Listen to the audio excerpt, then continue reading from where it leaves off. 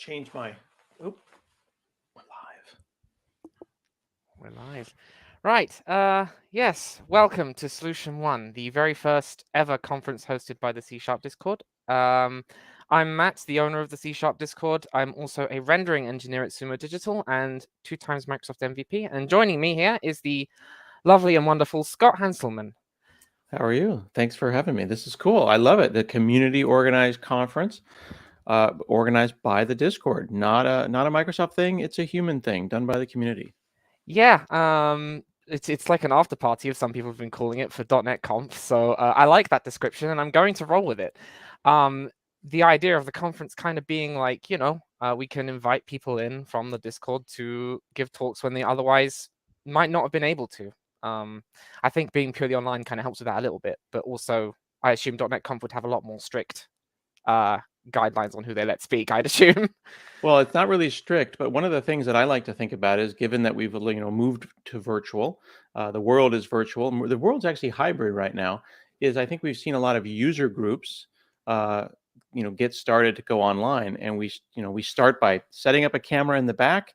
We have our regular user group in person, and then there's like the camera, and that camera has always been an afterthought, and then the camera moved to the front row. And then now we think about people who are online and people who are offline as being the same. And what I think about when I think about the community Discord is it's a user group. It's just a big virtual user group. So here's our user group conference.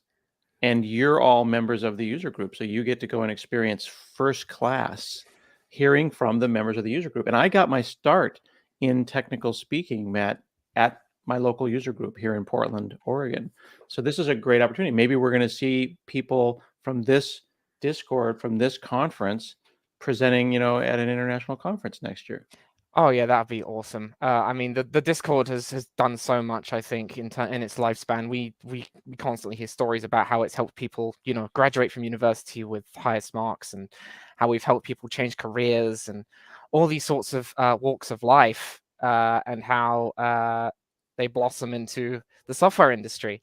So this idea that we can now have another facet of that to, allow people to talk more, I think is really a really good thing. Props to Frederick for coming up with this idea. You can't see or hear him, but we love him all the same. So yeah, I guess we'll just talk about the variety of content we've got planned, shall we? Yeah, I think this Discord and this conference is all about variety. So let me bring up my screen here. We've got our lovely agenda. Now these times are in UTC, so we have to be aware that not everyone is in UTC. But if you're at now it's 8:30 on the west coast of the U.S., or it is 4:30 or 16:30 Zulu time. And this is our introduction and kickoff. And we can move our way down here. We can see that we're going to have new features coming up from Fred soon. And then our very own Tanner Gooding, lovely, lovely gentleman, Tanner Gooding, is going to talk about generic math in .NET 7. One of the great things about this conference is you're going to have a diversity of different topics, but some of them are going to be super deep, and some of them are going to be more overview. Some of them are going to be wonderfully obscure. We're going to hear about a brand new .NET programming language that someone's working on, which is super exciting. We're going to hear things you might not hear at a Microsoft conference, like pet peeves, things that I don't like and you're never going to want to use, which I think is awesome. We should have stuff like that. We should have more fun like that. We're going to hear about time lock encryption. Look at this. Cassie's going to talk about encryption. This message will self-construct. And then Nick, oh my goodness, look at the Q&A with Nick at the end there. How fantastic is that? Yeah, for sure. It was really nice for him to chip in at the end there. Speaking of Q&As, it's every talk, I believe, will have a small window for a Q&A session. So what I mean by this is effectively the times you see here encompass the talk itself, and then will encompass a short amount of time to ask the speaker questions. So in my case, for example, for the talk in UTC time is 5 to 6 p.m., but 15 minutes of that at the end will be for people to direct questions at me about what I do, about what I've been talking about, because I think my talk is definitely one of the more esoteric ones, shall we say, because games development is something that, to a degree, I feel is actually kind of underrepresented in the .NET space a little bit. So being able to talk about what role .NET plays in the game space and all the really cool stuff that people do with it is going to be really nice. Really looking forward to that. Yeah, I think that's going to be exciting, and I think that it brings up that interesting kind of dichotomy of there's .NET and then there's C Sharp, the language that is kind of first among equals among .NET languages. And a lot of people who are in the games community who are using things like Unity or using C Sharp as their language maybe aren't even aware that they're using .NET, right? I think Oh, absolutely. that if we could bring the games community more into the fold and remind them that they are .NET developers, then you might see more representation because you're running games right now that are using C Sharp. The team just may not think about it as being part of the .NET ecosystem, but it absolutely is. So I think that it's great that you made that point. Yeah, absolutely, for sure. I mean, it is even more like esoteric use cases. So fun fact, the Unreal build tool, for example, it's all C Sharp. The entire build system is actually run with C Sharp from the ground up. I think it's currently backed by like an older version of .NET Core, but it's .NET, so point made. There's also obviously a lot of other individual lower level initiatives like Monogame, for example, which I think goes heavily underrepresented. There's also Godot as well, with its mono support. So there's actually a lot in the .NET space for games, and Unity by far, I think it's a good tool, but I think also it's like, hey, we have this opportunity to talk about the other stuff that most people don't talk about in that regard. Yeah, absolutely. We put a section on games on the .NET website, and so when we go down there, we learn about game engines, Unity, you pointed out, Monogame, and Godot, Stride, all featured on the .NET webpage. So there's a lot going on in this space, and Absolutely. we've even got a step-by-step tutorial. So if folks are interested, they can go and check that out as well. Oh, that's really cool. Yeah, no, thank you for sharing that. Yeah. I mean, it's actually really amusing because I mean, part of my talk is actually going to be covering open source stuff, and I'll be actually talking about integrating core CLR into a game engine as well at some point. So, yeah, all really exciting stuff.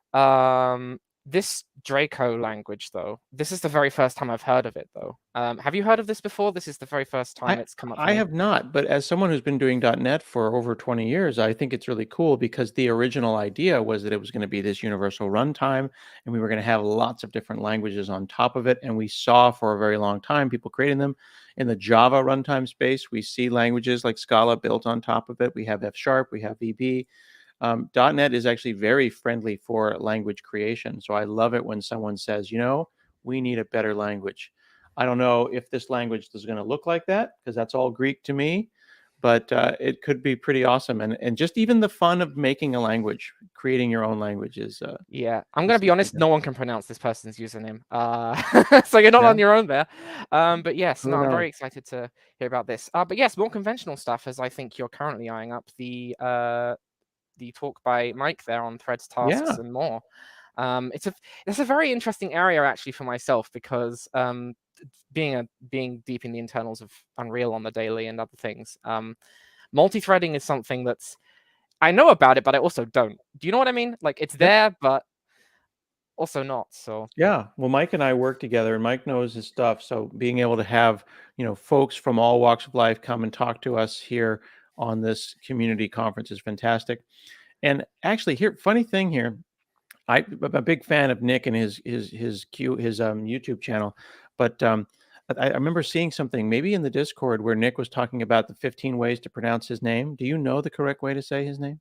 I don't, and I don't want to offend him either, so I'm not going to attempt it. Because I remember somewhere I was talking about Nick in a conference, and I think he was gently teasing me about how I pronounce his name because there's like the traditional Greek way, and then there's the way I did it, and so I think it's Hoppus, but then I've heard Chappas. I think it's Hoppus, but either way, I think we're all fans of Nick, so it's great to have him close out Oh the yeah, conference there. absolutely. Especially Frederick, bit of an in joke of the community there. We all know that Frederick loves minimal APIs, Oh yeah, and absolutely, and it's just the him and Nick have a nice little meme going on about that. It's been going on for a long time. I don't even remember when it started. It was so long ago, but they've had this back and forth banter about loving minimal APIs for as long as I can remember, and it sprouted into this whole thing about Frederick being Nick's biggest fan or something. It's bonkers. I love this space. It's so Sure. wonderful. So many And creative then it's worth pointing jokes. out minimal Yep. APIs. We talked about minimal APIs at the .NET Conf, Yep. and we've got the on-demand videos of that on YouTube. And you can check out Stefan Halter and Safia Abdullah talking about minimal APIs as well. So this is a nice kind of palette cleanser after .NET Conf. We've got a ton of content there, and I know that we're going to create a ton of content today when we do this Discord. Yeah, awesome. I think the other thing about the other really amazing thing about the variety of talks we have here is that not only would I be hoping that it would bring, a variety of industry folk together, but also to sort of promote inclusivity quite a lot, because I think for me especially, people over code, I think, is a good mantra to have, and being able to give everyone a platform that they can contribute and share and promote what they do in a space we all love, I think it's a lovely feeling, for lack of better words. So we're going to be streaming to YouTube. Are you going to go and chop these up, or how are we planning to make all this appear? Because right now we are on the community Discord YouTube.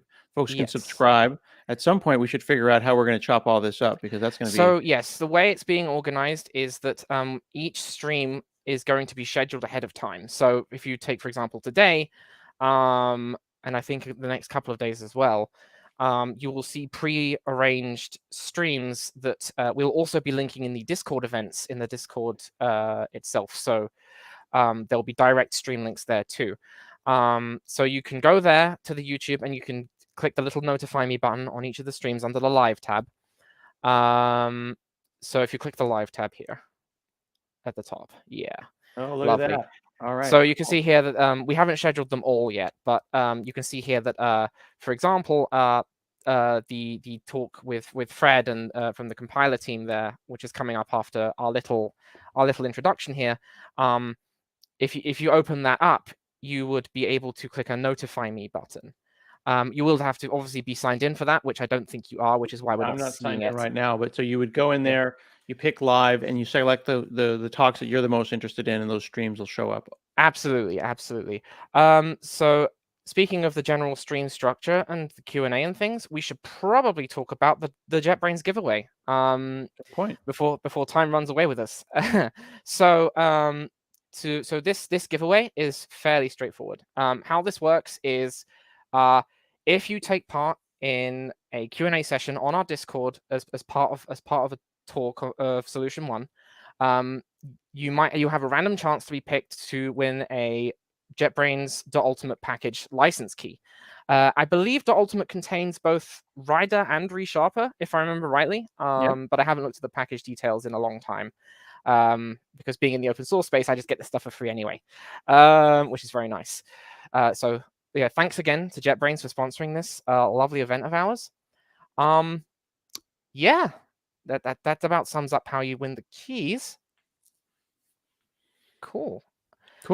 So, folks, right now, if you are watching on YouTube, you can go to the Discord and you can spend time in there in the hallway track, because it's a Discord is basically an always-on hallway track. So we're going to take a little bit of a break right now, and then we've got Fred coming up just in about 15 minutes. Is that right?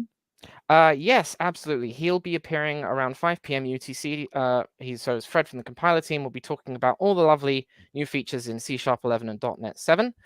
And then following on from that, we'll have Tanner, as you said, diving in later on with specifically the generic mathematics feature, which I'm very excited for myself as a games developer, because I do love me some maths. So be sure to go in to smash that bell, as the kids say, subscribe, and then pick the upcoming sessions that you're interested in and ask questions in the Discord. Yep, and just as a final reminder, if you can't find the sessions scheduled on the YouTube, all the sessions are already queued up as Discord events, so I will be updating those as well with the direct stream links, English, just as a brief reminder. So you will always have multiple ways to find the stream. Very cool. Well, it looks like we've got a bunch of content here, and it's worth pointing out that this is not a one-day thing. It is a week-long festival of fun. So you don't have to sit here for the next 12 hours. You only have to stick around for a couple of hours, and then you can do it each evening and have your tea and your dinner with us on the Discord Absolutely. server. Yeah. So with that said, we are very, welcome to our Discord. Welcome to this lovely week-long festival, and we hope you enjoy it as much as we will. And I guess we'll just hand it over to Fred now in 15 minutes. All right. So yeah, as we say here, you don't have to go home, but you can't stay here. Go hang out in the Discord, and we'll see you in 15 minutes with Fred. Yeah. See you then.